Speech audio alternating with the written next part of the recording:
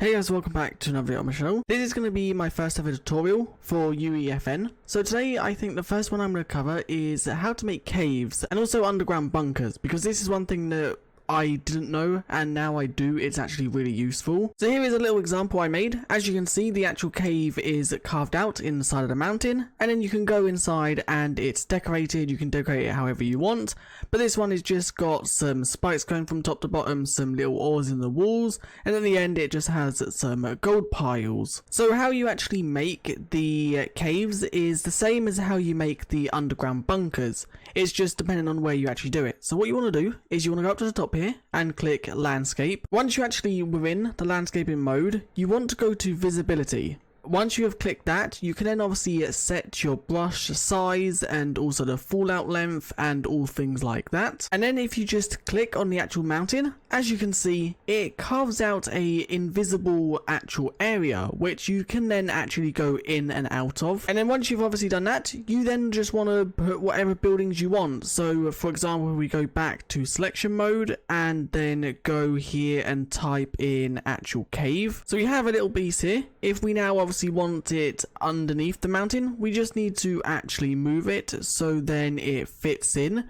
And also, the reason I actually have rocks, if I quickly just go back to this one, the reason I have rocks all around it is basically just to hide these rough edges. You can go back into the landscaping mode. You can then go back to the visibility and make your brush size very small and kind of like neaten it yourself with the actual brush. I just find it's easier to actually put building around it so then it hides it. Now let's quickly just say you have actually made a hole, but you decide you don't want a cave there anymore, or you've accidentally clicked somewhere and you want to remove it. The way you actually do that is click back on visibility, turn once again your brush size to whatever size you want it, and then you want to click Control and Shift and then click. And as you can see, I have now just painted back in that mountain. I've also got a few holes right here, so we want to obviously Control and Shift, and then as you can see, just by clicking, it paints in the mountain again. And let's quickly just show you how to make an underground bunker. For example, if I quickly just fly on over to this little house here, we have actually got the actual surface is on this layer.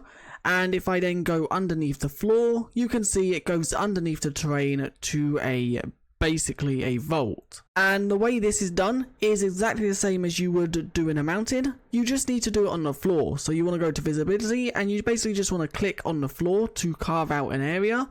And as you can see, the area is now carved out. There is grass there that will disappear over time. It's just because obviously it's on the terrain. You can now actually build underneath the terrain, and players will be able to fall through this terrain and go back up through the terrain without any problems. Now, one more thing I do want to mention, if you do have buildings underneath your terrain or inside of mountains, you do actually need to add a special volume, which if you go to the plus sign right here and go to volumes, then you want to actually put in the for underground volume. If you click on that, it will normally place one near you or somewhere near you. So then basically what you want to do with this actual volume is click on it. Make sure you're in selector mode first. You then want to click on it and you basically want to scale it so it covers the whole of your bunker.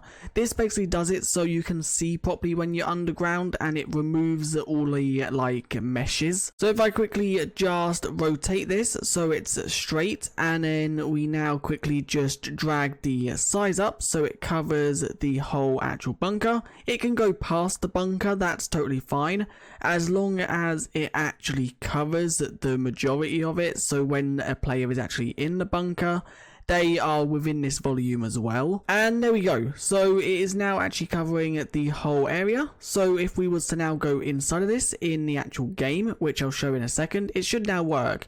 And if I quickly just go over here, as you can see, we have one right here as well, which is covering the whole of this cave. Now, to actually see these changes in game, you do need to push changes up here if you have a session launched. If you don't, then you'll obviously need to click launch session.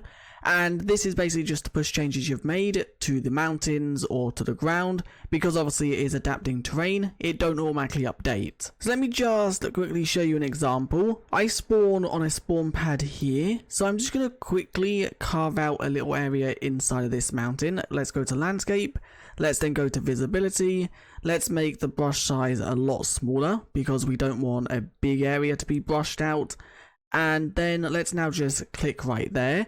Let's then quickly just grab a prop. So I've put that there just so I can show you that you can walk underneath the mountains. If I now push the changes and confirm it, let's now look at it in game. As you can see, it now says at the top of my screen that the edit mode is up to date. So as you can see, if I come over here, the actual hole is here, and if we now just walk on this platform, you will see that you can go underneath the mountain, and then you can obviously build or anything under here. And that is basically how you make caves or underground bunkers. If I quickly just show you this underground bunker as well, as you can see, you can head under here, and we are now completely under the terrain, and it works absolutely fine. So that's it for this tutorial. If you want to see any other tutorials, then do let me know, and I will maybe consider making them. But anyway, I'll see you guys in the next one. Bye.